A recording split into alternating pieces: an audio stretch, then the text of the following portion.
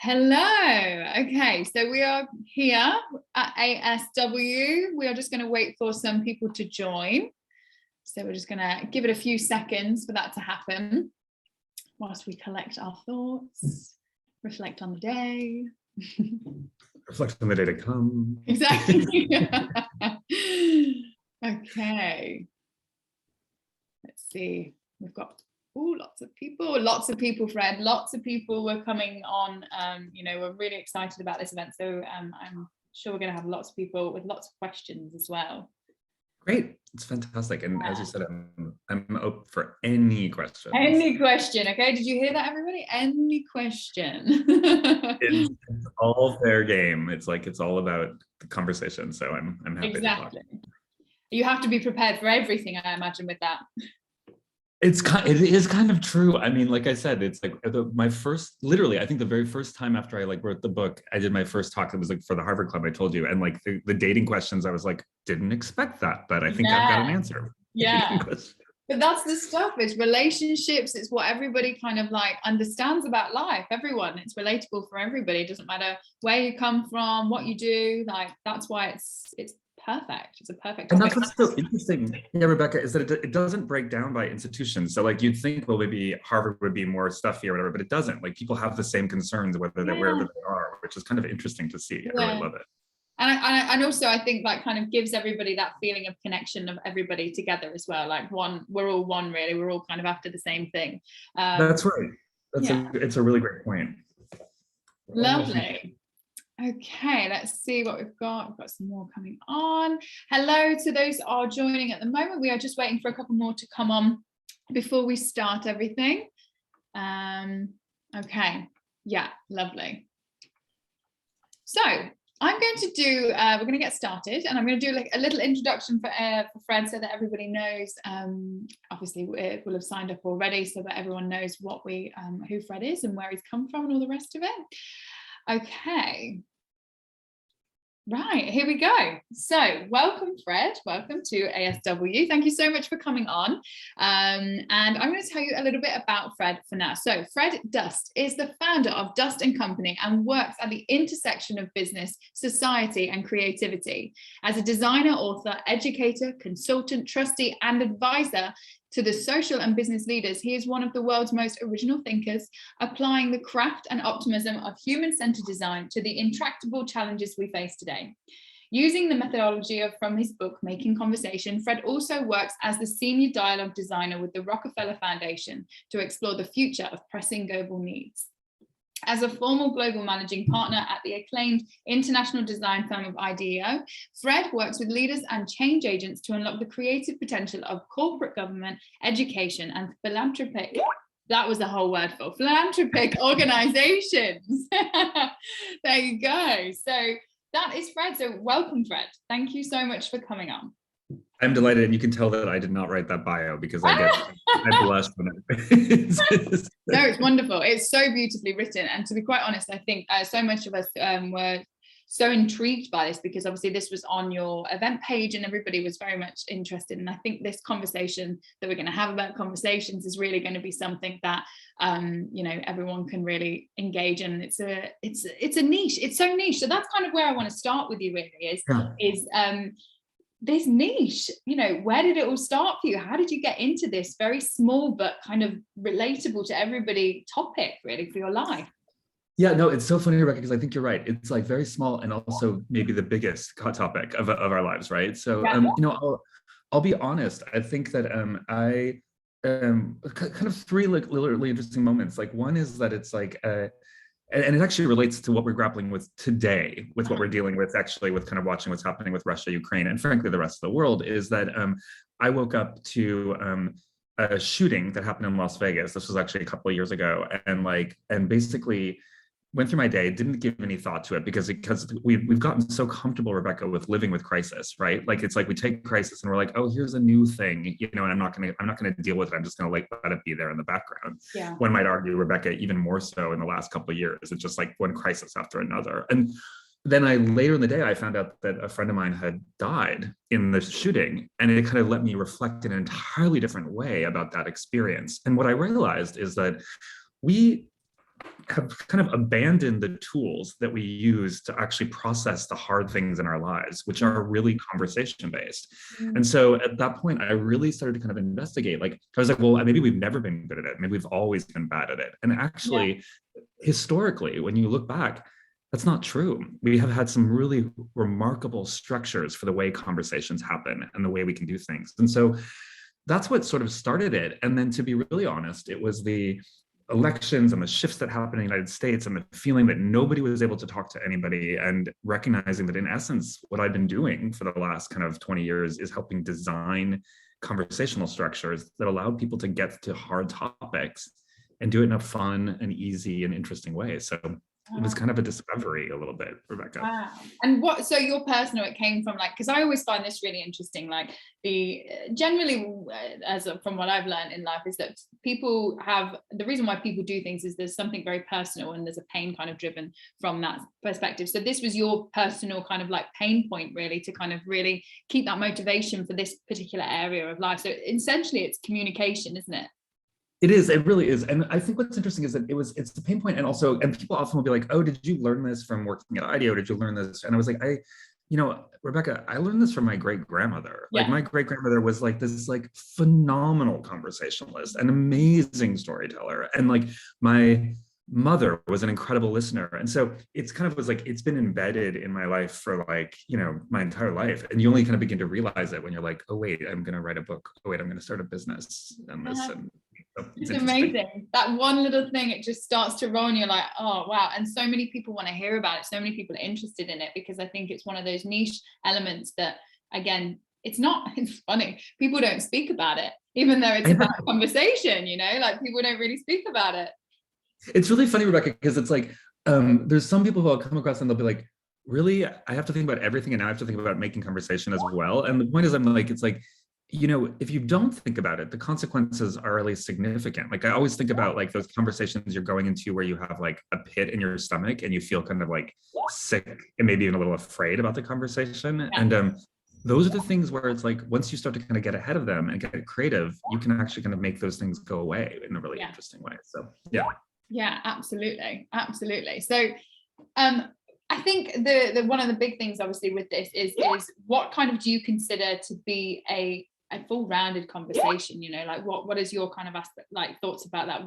What would people think, okay, this is a good conversation and what is it bad? Because so people can kind of really distinguish what the difference is between the two.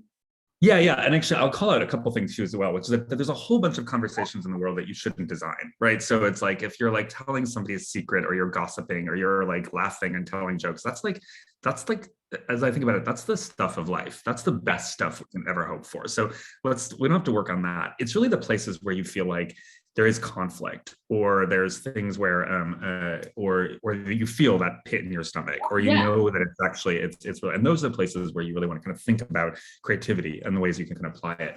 My perspective is I have a couple things that I think are really kind of essential to making a conversation feel good. And the first one is actually commitment. And I talk about in the book, it's actually the first chapter of the book. Okay. And the point around that is like, I want, like Rebecca, like I think for you and I, it's like I'm committed to you and I'm committed to this conversation. That means, but at the same time, I'm willing to hold my ideas and some of the things that are kind of like strong values on the side, so I can get to know you in a different way. Yeah. And I think what's interesting, what that does, that shifts the dynamic in a conversation, I've seen it many, many times, is that it's like, suddenly that it's like, I'm here for you. I'm here for like the people who are on this call webinar, and that's it. That's all I'm there. And I'm not here to change your mind. Yeah. I'm not here to convert you to my way of thinking. Yeah. I'm just here to kind of talk, hear from you, hear your questions, and that radically shifts. Because how often does that happen? It's like you meet somebody who's politically different than you, and you're like, I should change their mind. You meet somebody and that's not the intention here. The intention here is to get to know and learn, and then maybe change someone's mind, maybe change your own mind. And so that's I think the first most important priority, I think, in a conversation. And then I really do a lot of work, and there's a chapter called Constraints, which is kind of like about, in essence, it's sort of rules at its simplest level. And I really think it's important to put in the kinds of rules that are going to make a conversation feel like it's safe, it's Okay. two-way, it's like whatever. And so you can do that. You can actually construct things into a conversation that allow you to have like everyone feel good, or at various moments everyone gets a moment to have a way of expressing, not always through words, by the way, like sometimes it can be through something else entirely. Yeah, I was going to ask that because that was sort of one of the questions that I genuinely thought of is, you know, so much of this conversations, it implies speaking, it implies like, you know, speaking with words, and how much of the conversation is actually through words, is you know, how much of it actually comes through the words. Because, you know, I always think of it in terms of when there's so many different languages, you can be in the same room as somebody and, you know, they don't speak your language, but you can communicate with them, and it's like, how does that happen? I think that's right. I mean, so what's really interesting is that it's like, and as I mentioned before, like we're writing, the next book I'm writing is on awareness. And it's like, and what I kind of begin to realize is that it's like so much is conveyed that actually is nonverbal, right? It's absolutely a thing. And we have some structures, like one of the kind of event structures I do, which hopefully someday we'll get to do this live and we'll do something like this, but is this thing called intentions. And what's interesting is that intentions kind of throw out things that seem like they're in opposition. So it can be silly, like I'm more silk or I'm more corduroy, or it can be more kind of serious, like it's like I think money empowers, I think money limits, or things like that. And what happens is you ask the room to move to where they kind of feel like they are in the spectrum, so they'll actually walk back and forth in the space, and then you ask people why they are where they are. And what I love about this structure, just to give you a sense, Rebecca, I built it originally as a dating game, because I was like, this would be cool. Like people will like kind of drift towards these things and they'll be like, wait, I'm with these people, like we're kind of alike, and da-da-da. And that does happen. But it ended up being a really powerful tool for really hard conversations. You know, it's like we've done some really interesting things on like the language of health and how it's discriminate and how it kind of discriminates against women or BIPOC people, really interesting things like that. But what's interesting is that nonverbal element, that embodied cognition, that kind of ability to let your mind go even where your words may not, is actually one of the kind of secret powers. I've done this with a board where they're like, they've been like, the board chair will walk to like one side of the room and I'll be like, why are you there? And he's like, I have no idea. It's like, I don't know if I got here. And that's kind of really allows it.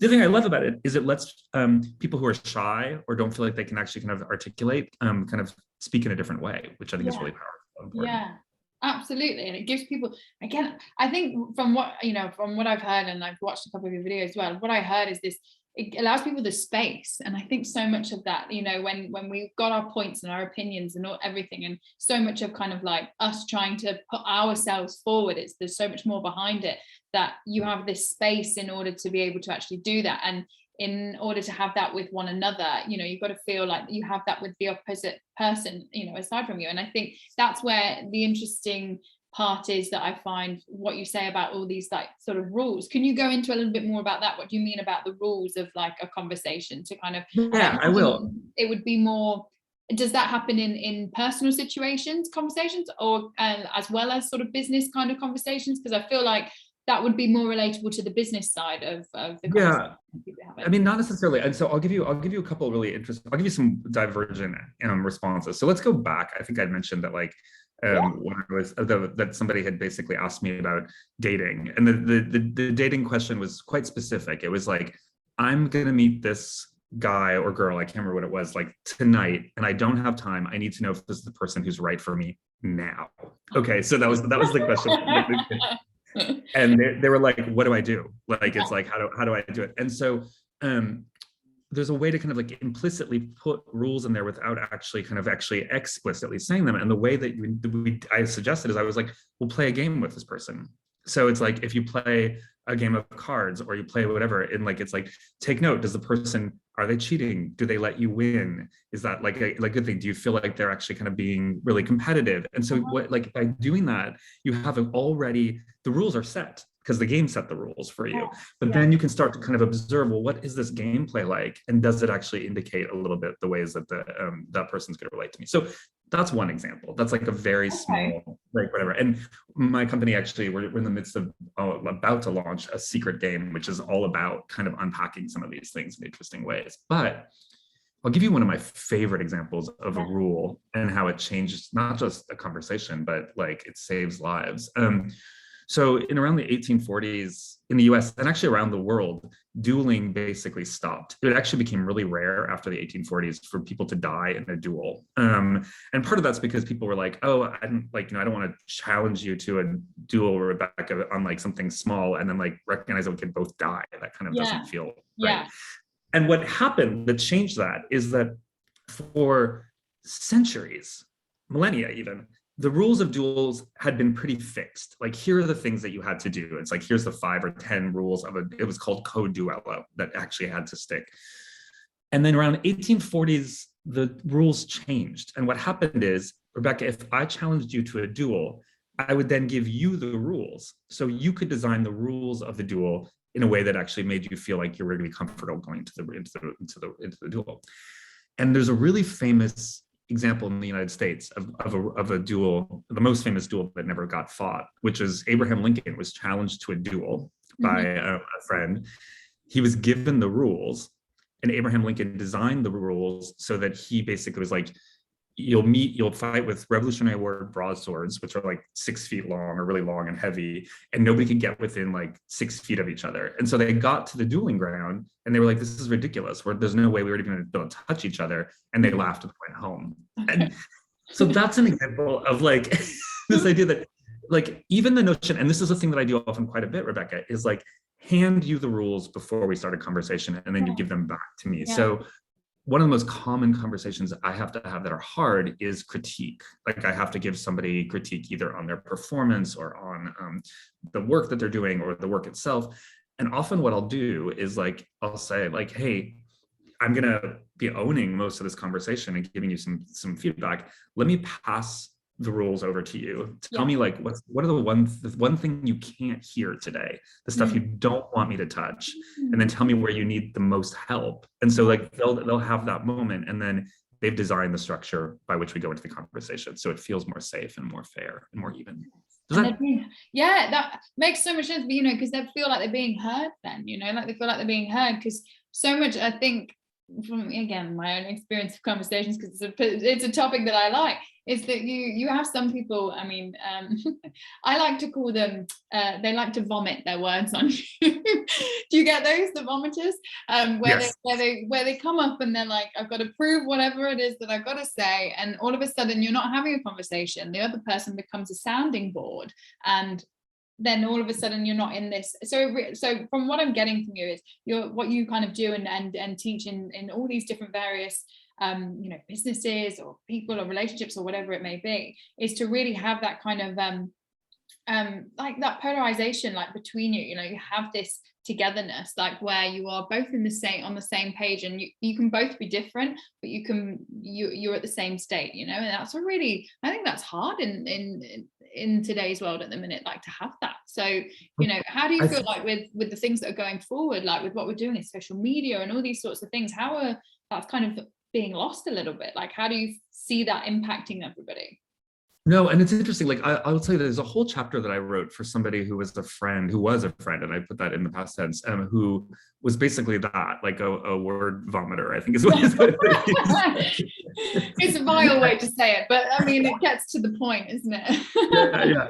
Where it's like you would be at a dinner and like she would start a story, and basically the whole night you were listening to that story. And not only that, you were listening to that story, and then if you interrupted to kind of give your own opinion or whatever, she was like, you're interrupting me, so it's like it was this very awkward kind of thing. And so gradually I started being like, okay, well, let's never go to dinner with this person, let's just whatever. And then I kind of reduced the amount of time to be like, okay, it's never more than like a 15-minute coffee, because it's just like otherwise it's like it gets too difficult. And so I wrote this chapter or this kind of section on this thing called Illuminations, which is how to tell the perfect short 30-second story that both kind of explains who you are as a person, gives you background, but also like leaves you hanging and gets you kind of like excited to hear more. So can I give you an example of an illumination? Please do. I'm excited to hear this. Yes. Oh, wow. Okay, so this is my favorite. This is my my great grandmother used to tell me the story, and I just loved it. So my great grandmother was a really hardworking woman. She worked in the steel mills at night, and then because in the U.S. like during the war all the way went to the steel mills. Afterwards, she was like, I like having a paycheck. I'm staying. So she became a foreman at the steel mills, and then she worked at the farm in the morning during the day. And she told the story about how one day she was coming home from the steel mill and she was like, I can't make it. I'm so tired. It's so exhausting. And she gradually saw this like little blue thing hovering down from the sky in the morning sunrise. And it's getting closer and closer. And it was Jesus.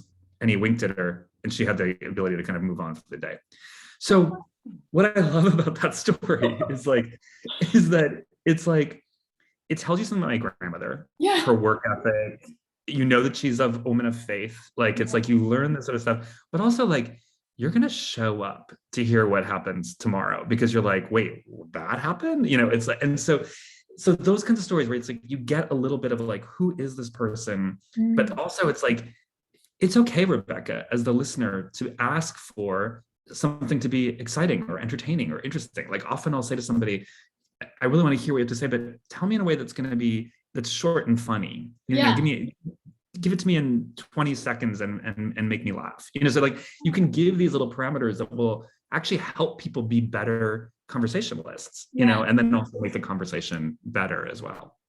And where do you, I mean, this is just an off, like I'm going off here with this, but where do you feel like conversation comes from as a person within yourself? Because I think obviously again what we speak about, and when we just to note as well, everybody that is joining, if you would like to ask any questions at all, we're going to do some questions at the end, so please do drop in your questions and we will get round to them at the end for you. But yeah, what I was saying is that obviously within conversation there's so much of it is about, you know, speech and what the words that have come out, and I think a lot of that is, you know, insecurity to say the wrong thing or whatever like that. There's so many different layers of what can be going on to kind of bring that out. Where do you think it is that like the real raw kind of conversation, that almost intuitive conversation, comes from within us, you know, before it reaches the throat and comes out of our mouths? Yeah, it's a really interesting thing. So when I was writing the book, I actually did a lot of work. I mean, it's so much research, but like one of the things that I did is I went to there's a thing in the US, like there's a religion called Quakerism, which I think is everywhere, but it's actually really it's more of a US based religion, and it's a really interesting religion because it was one of the first religions to allow women to have kind of rights to property, and women could preach. This was back like in the 1700s. Like it's like this kind of really progressive church, but they have this thing called the Quaker listening room or Quaker listening ceremony, and basically it's like it's their religious mark to the week. It's like it's their kind of marker, and you go into a room with everybody else who's also Quaker or not, and you just sit and you just like listen to yourself. And the idea that they have is that, and by the way, I don't have a faith, but I think it's very interesting to be studying faith in relationship to places where conversations do become safe or unsafe, you know, based on the situations. And what their belief is, if God has been talking, God's always been talking. And so what you need to do is stop and listen for a moment and hear whether or not something's being said to you. And then if you start to feel that you have something to say, which it really starts to bubble up, then you can stand up and say, I have testimony, and everybody has to be a witness and say, was what this person saying relate and connect to what I'm feeling as well? And so it allows judgment in. You're like, I don't know if I believe in that, you know, it's this kind of thing. But what is interesting is if you sit for 20 minutes in silence with a group of people, you start to feel things kind of bubble up. So it does come, you know, and because it's in there. We have this desire to express. We have this desire to hear, to be heard, and also to hear. I mean, well, it's a great point, Rebecca. It's like, I would say, I don't know if we have a desire. It's our responsibility. It should be our life's goal to be hearing what around us and learning from people and engaging. And then, you know, it's interesting on the social media thing. I think there's a bunch of sides to it. I definitely do worry about it, where we're seeing some generations, and I get a lot of people who write to me about this, who are basically like, thank you. Like, I feel like it's harder and harder for me to think about how to have a conversation. And it's often younger people who are basically like, I feel like I never learned it appropriately or things like that. And so I kind of consider the book a little bit of a primer on how to do that. But I will also say that I do believe conversations can happen through technology. Well, I mean, for one thing, we're having a conversation right now. True. And it's unedited. I think that's the thing you get with social media, like, because you can edit it so easily. Do you know what I mean? That's right. That's right. And so it was interesting when my book came out, you get like, you'd go on television and you get people who are haters. So I would get these social media people who'd be like, wait, you said that you would eat, like I told a story on national television that was about a hunter who was hunting my property. And I like recognized immediately that this hunter was of different politics of me, like very different kind of like in every way. And was sort of afraid to go say, hey, like, I don't want you to, or if you're going to hunt, like, it's like, let me know, because it's like, we have a dog. And finally I was like, wait a second, I'm not afraid to like talk to like statespeople or, politicians or power, really whatever. Why am I afraid to go talk to this person who's hunting my property? And so the first thing that I did is just when it went up and was like, hey, what's your name? And it's just like, and just kind of started there. And then basically got around to saying, hey, if you hunt the property, just let us know and we're fine. And then also I was like, and then if you kill a deer, bring us some venison and we'll have a stew or something like that. So here's what's interesting. So I told that story on television in the US, and immediately I got all these vegans who were really mad at me. And they were like, all in social media, they were like, can't believe that you are like saying we should eat meat and like and they were so furious. And I basically like just on social media, I wrote back and I was like, hey guys, like I have a lot of friends who are vegans. Like, I'm sure if you want to talk about this, you could convince me. They were like, oh yeah, no, we believe we could. Thank you, that's awesome. And so what was funny is that through social media, I would actually be like, people who would reach out and be like, you have no right to talk about this or whatever. I'd be like, okay, well, let's talk about that. One of my favorites, and that actually relates to this moment. Sorry, Rebecca. McKinsey Quarterly did a piece on me, and and they, at that point, they were having a lot of trouble, specifically because of their Moscow office, deeply related to what we're grappling with today. And they, and I got this tweet that was like, I don't understand how Fred Dust's values can support the values of, Soviet, blocking of conversation and censoring. And it was like this really angry tweet. And I wrote back and I was like, hey guys, I'm a gay man. Like, it's like, you think that I actually you're talking about a country, a leader who basically is homophobic and actually like we're allowing for the persecution of like the Chechen LGBTQ. And I was like, there's nothing about me that supports that perspective. And one second, can you still hear me? Yeah, I can still hear you. Cool. Yeah, it's like it said it switched to something else. I was like, and so what was interesting is like they were like, oh yeah, that wasn't for you. Sorry, that was for McKinsey. And like it's like, so even in social media, if you kind of engage and say, hey, wait, see me, like know what I'm saying, make sure that it's like you can often have fruitful conversations even in the spaces you don't think you can, like Twitter. Yeah, exactly. But I think it gives that initial kind of expression for people when they have that nervousness. But I think, like you said, you then re-engage and you bring it back in for people. So and you question it. Yeah, you basically say like, hey, are you sure this is the assumption you want to make, kind of thing. Yeah, exactly. And I think that's half of it, isn't it? It's the assumption. Is in you. Like I don't know if you know about a book that so much of I think this reads into it is the four agreements. You've probably heard of it, and it's like one of them is don't make assumptions and do your best and all these things, and it's all goes on in your head, doesn't it? But in terms of like then I would say, because obviously we've touched a lot on personal kind of conversations, that sort of thing. When it comes to kind of business and a team of people, like how would you kind of guide that for them? Like how would you guide sort of those sorts of conversations? Because with the different dynamics of different roles that you get in teams of people, like how would that work in your world? There's a couple of things that you've hit right off the bat in saying that. So what's interesting for me is that first of all, and I think this is going to be a really interesting kind of conversation. It's like a lot of the work that we're doing right now is on the future of the workplace, just because that's actually kind of like it's on people's mind in a really significant way. And so there's like, so one of my big clients that I'm working with, it's literally teaching their leadership how not to have to say something in 20 minutes and instead sort of saying it in like a minute. So basically it's kind of like, it's like, how can you say less and then communicate more is a big thing.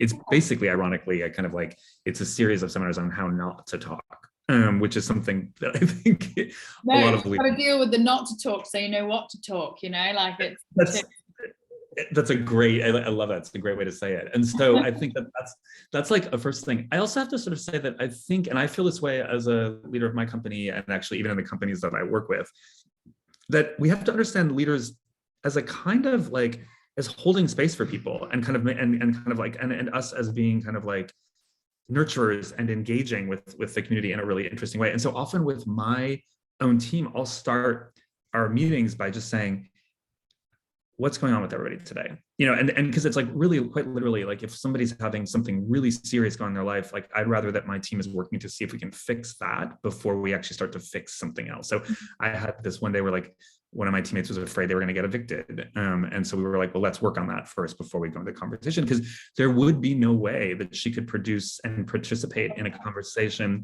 if she was sitting there in the back of her mind being like, am I going to get evicted? Am I going to get evicted? Am I going to get evicted? And so you can't get to productivity, or you can't get to outcome unless you're kind of caring for the people in a kind of like real way and understanding where they are and then going there, which is funny. It makes my husband kind of crazy because sometimes he's like, it seems like your team is like, you talk for like a half an hour and just kind of like have fun and then you work for half an hour. And I'm like, yeah, but the work in that half an hour is so much better and so much more productive because we've gotten to kind of experience each other in that way.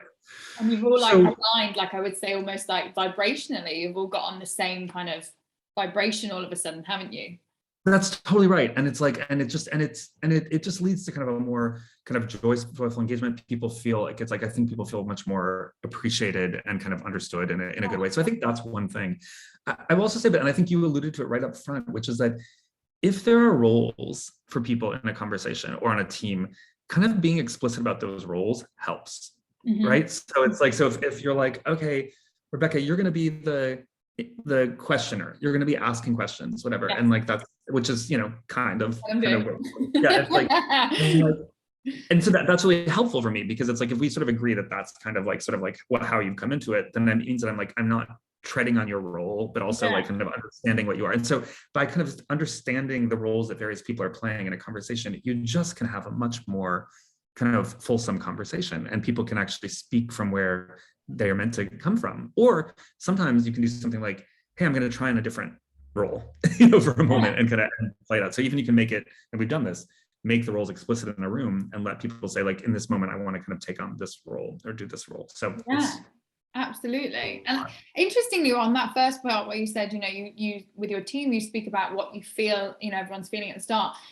because so often then I suppose it comes from you, and like you said, you're the nurturer, and it really has to come from you. Because imagine, you're a manager and you do the same, a leader, and you say the same thing, and actually what comes out of you is, people are like, yeah, I'm fine, but really they're not fine. Do you know what I mean? And they don't sort of express. Is that really more on the leader and being able to create the space in which they feel that they can actually say that, or is it on them really to be able to? Yeah, I think that's a great example where it's like, that's a place where it's like, you may then look at the structure of your conversation. So it may be that like you're in a situation where people will never be comfortable telling you exactly how they're feeling at that moment. However, there could be interesting things, and we've done this before, where you can break people out into smaller conversations where people might be willing to share with each other. What you don't want, for instance, is for me to say, hey, where's the space? Like, nobody says anything. And then there's this kind of underground Slack, like channel that's basically kind of like, in like freaking out or whatever. It's like,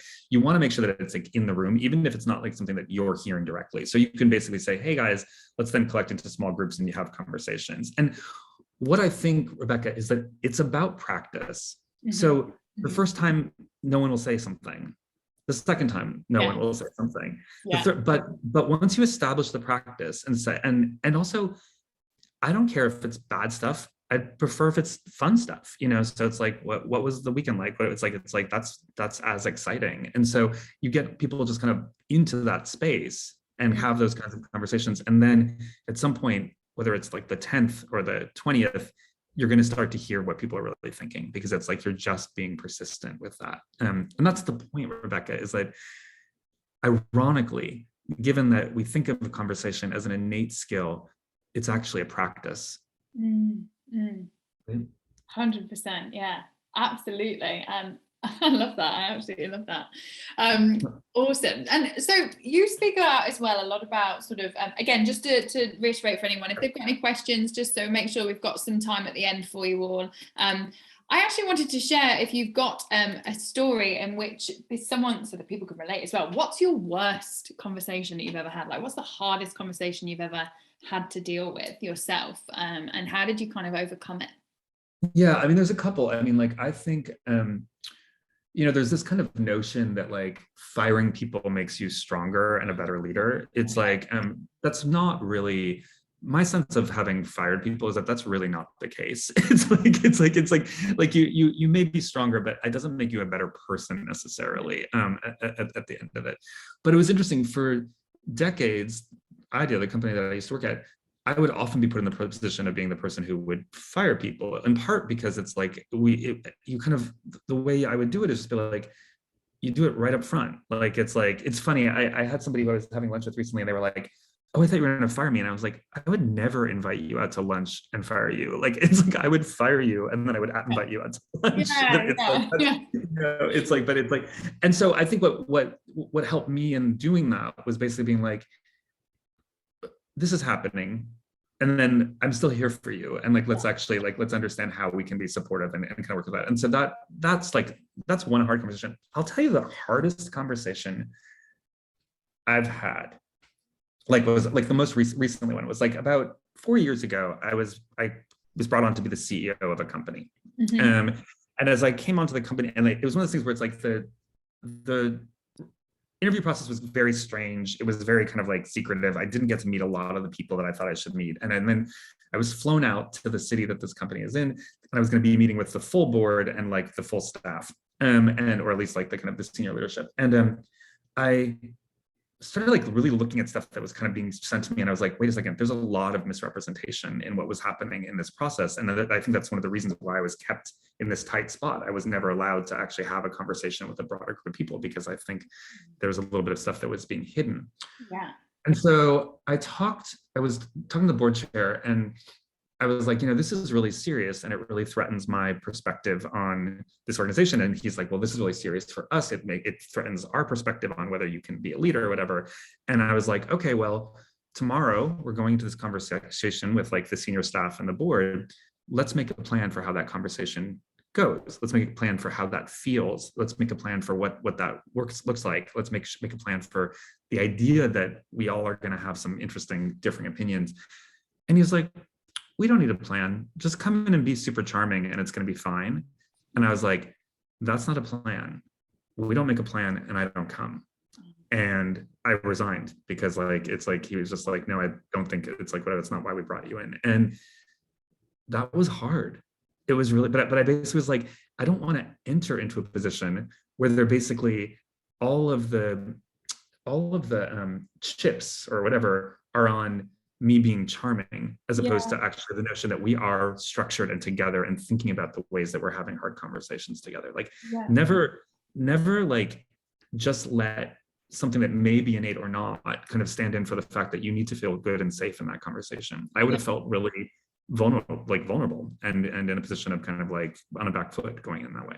So what did you need in that conversation then I needed a structure, and I needed that. I needed what I had asked for, that they were like, well, we can't do it until after tomorrow's conversation. Is I was like, I need the commitment that everyone's there, and they're there whether it's like that conversation kind of goes well or not. And they're like, well, we can't give you that. And I'm like, well, then I'm not committing to coming to the conversation. Okay. Yeah, interesting. So it's like, yeah, no, carry on. No, so that's the point, is that it's like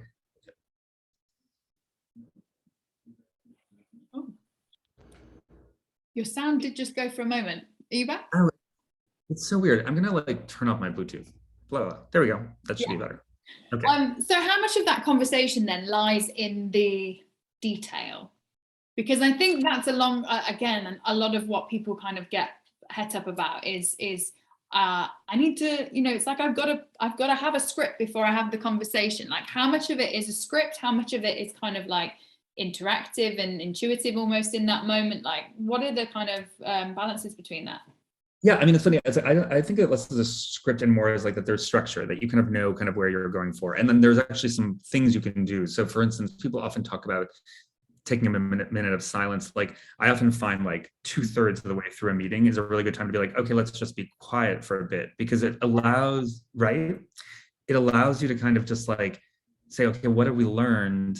And then when you're quiet, your mind makes connections it wouldn't make otherwise. So creativity often blooms in the quiet moments. It's why you'll have great ideas while you're on a run or take a shower, because your mind is making connections it wouldn't make otherwise. 100%. So it's big structures like that. Like it's like for instance, like often with companies, I'll be like, let's have like the hard conversation in the afternoon, go home and sleep on it, and then come back in the morning. And that structure alone shifts the psychology of the way the conversations are. Often that afternoon conversation, it can be quite painful, quite rough.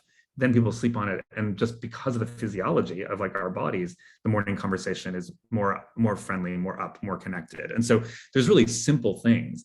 What I think is interesting is like, if you don't have a structure, if you don't have like a script of sorts, like the way it's going to go, there are implicit scripts in our conversations every day.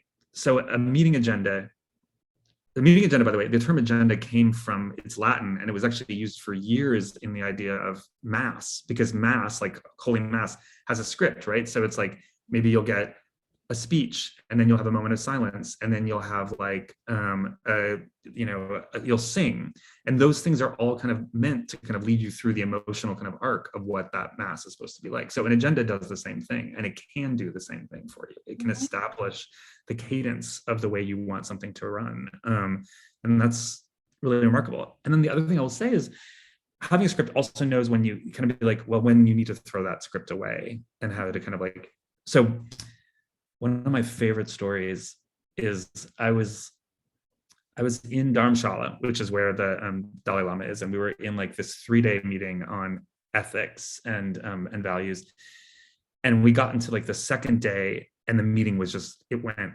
off. Like basically there was a huge debate about the term empathy and what empathy meant, and so it was like this huge fight, and like everybody was falling out, and like people had like flown thousands of miles to be there, and you're like, we're really going to disagree on that's going to stop us from making the progress we have. And it got really bad, and a friend of mine who's she's from the Bear Clan in upstate New York. She's indigenous, and an American singer, but she raised her hand and she was like, can I say something? And everybody's like, of course you can say something. And instead of saying something, she stood up in the room and she sang a lullaby. Oh. And what's amazing about that is, if you think about lullabies are actually about mortality. They're about like loss. They're like, will you still be there in the morning? Like if one of us is not there, will your love still be there? It's like it's a very specific kind of song. It's not just a song. It's like, and so everybody in the room just went quiet. We all took a break, and then we came back together and got working again. And so it's this thing where a spectacular interruption, something that I don't know if I'd be brave enough to do, Rebecca, but it's like just kind of shifted the conversation radically, because it reminded us of that our time is short, and that we had only a bit to kind of like make something together and make it work. So almost so much of the conversation is actually in reflection as well. Like you have that moment, like you say, the moment of silence, the space where you can then reflect on the conversation to bring it back. And I think, and catching that, I think it's just catching that almost as well. I think that's right, Rebecca. And I have a whole chapter on change. And it's basically the whole notion of the change thing is that getting good at spotting when a change has happened in the room, when something has shifted, and then not missing that change. Yeah. So being like, wait a second, like something just happened here. Let's stay here for a moment because it's important. And it goes back to this whole crisis notion, and even kind of, I think, the ways we might be feeling this morning or this evening as we're watching what's happening in the world events, which is that it's like, we have to reflect and kind of think about what the changes are, and then kind of go forward with that. And so often we just don't watch for that. Because in reflection, you're not projecting you're not projecting almost like an old pattern, if that makes sense. Because so much of this, I imagine, is depatterning, is deconditioning kind of all of the ways. And, when you're in reflection, you open up another space of being able to actually new perspective, and come from a different new perspective on that. I think, no, Rebecca, that's so right. And I think what's interesting is that one of the things I talk about, and I think it goes to what your point is that it's like, I talk about script spotting, which is noticing when there are elements of a script that are in a conversation or in a room already, and kind of making sure that you want to live with that script or not live with that script. And so one of the things that actually kind of most commonly sets a script is most commonly sets a script is the spaces we sit in or the spaces we engage in, right? So it's like, I often do a thing where it's like, if I say the word board meeting, like if I say the word board meeting, like what comes back to you, Rebecca? Like what's the image in your head? It's very official. It's very, regimented. There's a certain level like expectation of, all of a sudden you have to come up with details and facts and figures and all of that. That's corporate stuff. That's a great. So I said 2 words, board meeting, and then you were able to be like, here's all the understandings of what's supposed to be happening in a board meeting. So you're basically, those words carry a strong script in them. They're basically saying, this is the way it's going to work.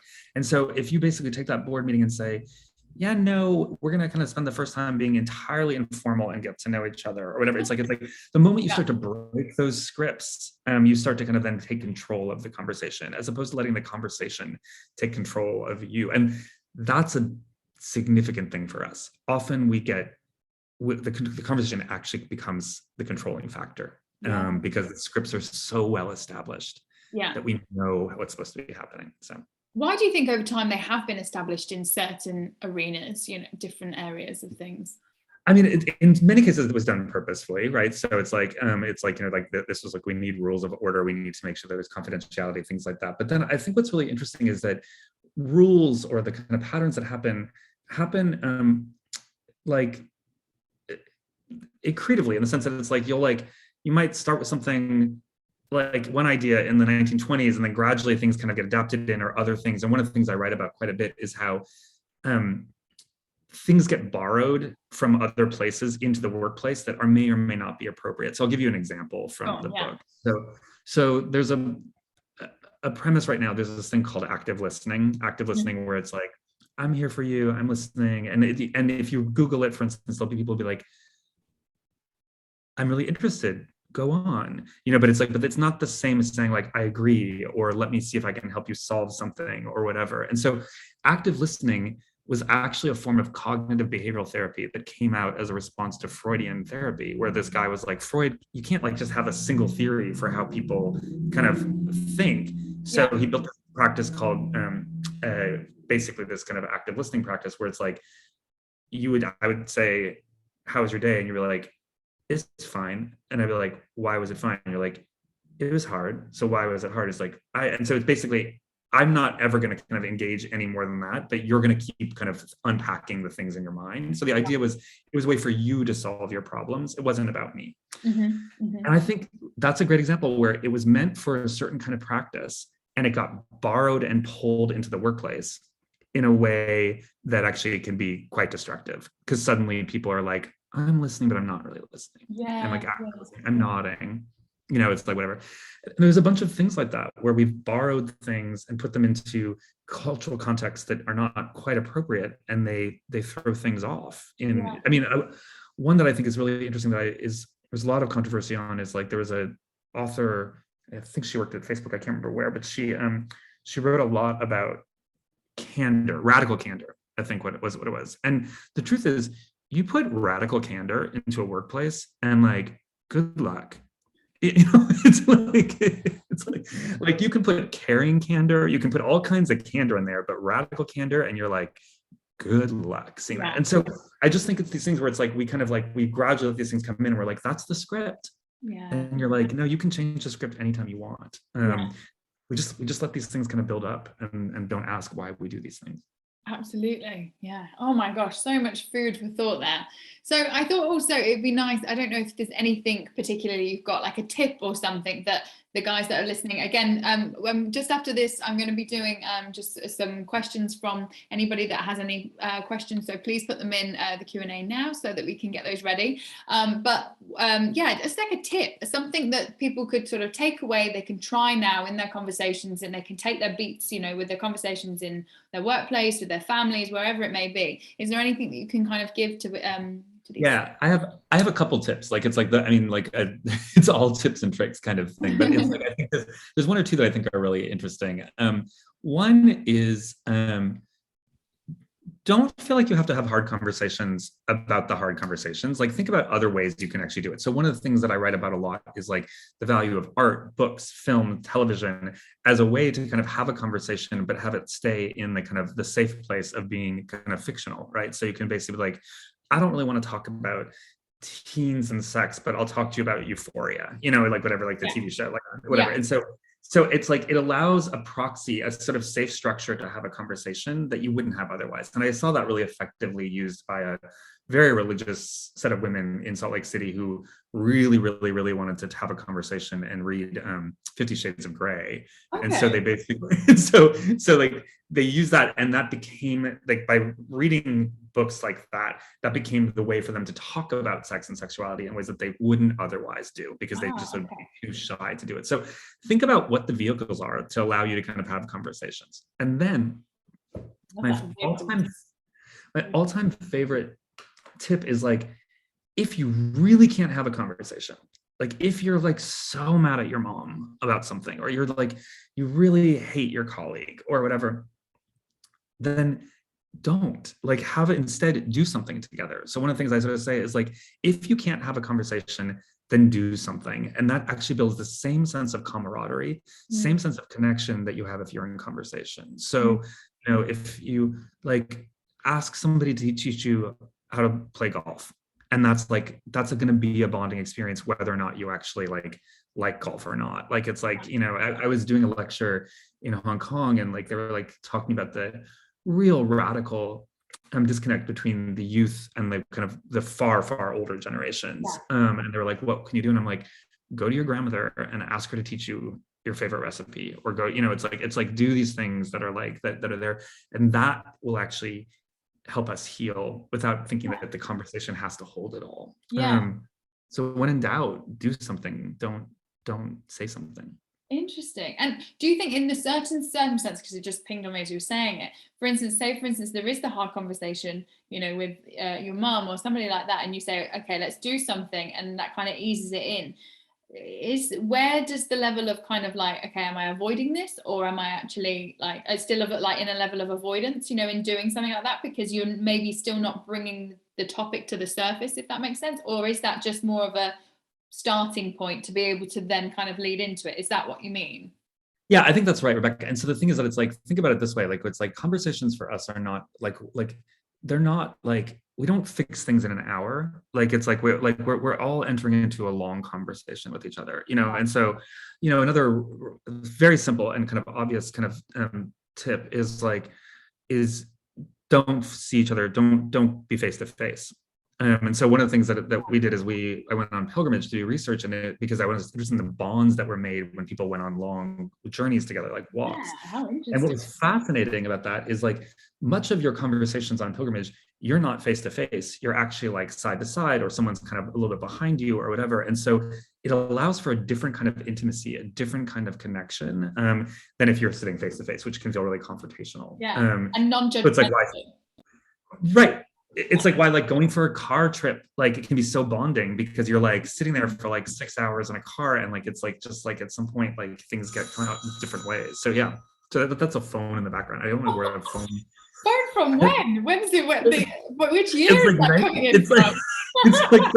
It's from like 1940s. It's funny, I'm staying in this hotel in Los Angeles, and it's like got this kind of 1920s vibe, and like I think the phone is from 1920s. I'm like, I don't think I've seen a phone ring or heard a ring. Very refreshing, that was. Very refreshing. It had a little British sound, actually. Like it had a little. I was like, open under. Amazing. Okay, well, some incredible tips as well, like I think for people to work through. Someone said tea time. Exactly. Love it. So I've got a question here that's come in that we will touch on. Again, guys, if you've got your questions, let us know now. Time is now to do it.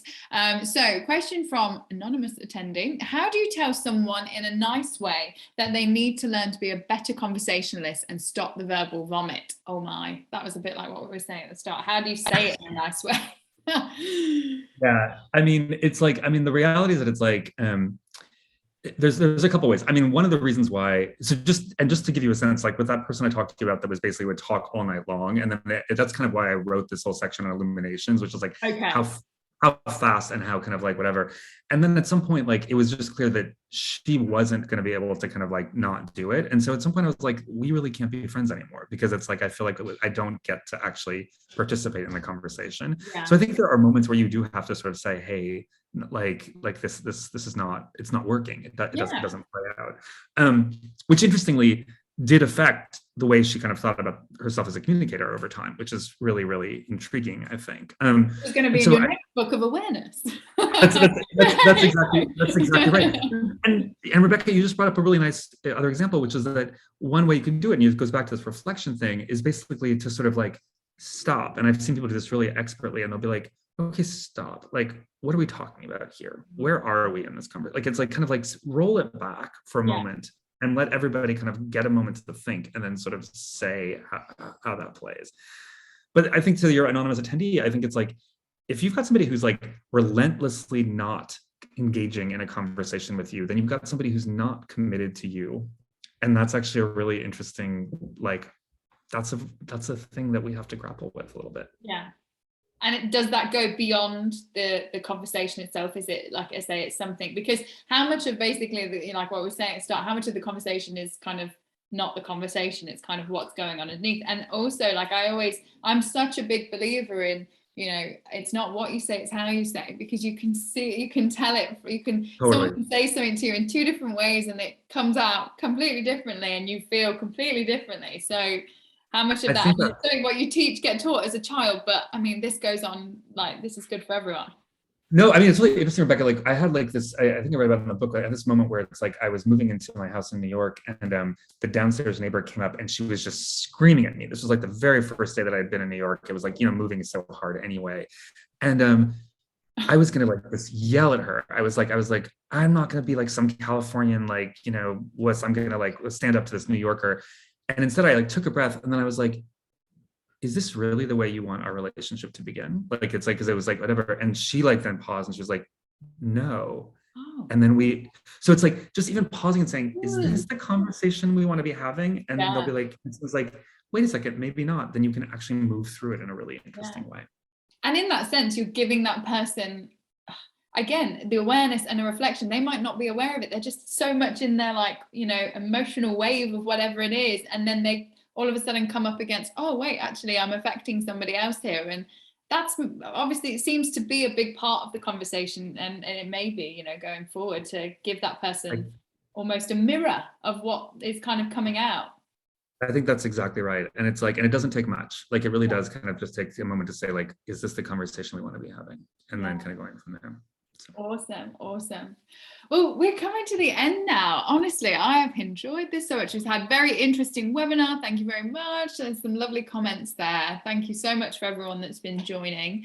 So at the moment, you've got your book that's out as well, haven't you? You've got the Making Conversation. If anyone wants to find out more, we've got all the links on the event page. So if you need anything at all, please contact Fred through all of those various sort of links we've got on there as well. We've got, thanks a lot, really interesting. We'll definitely read Fred's book. That's amazing. Yeah, great. Thanks, Elisa. I really appreciate it. And Rebecca, thank you so much. I appreciate you doing it as a conversation. For me, it's more fun than just kind of talking than to kind of actually have a conversation. It kind of goes hand in hand with the topic, do you not think? Like, we're having a conversation about conversation. I mean, I think it's brilliant. It's the only way to do it. Totally. It's like, it's meta, but not the Facebook meta, it's the other meta. Yeah.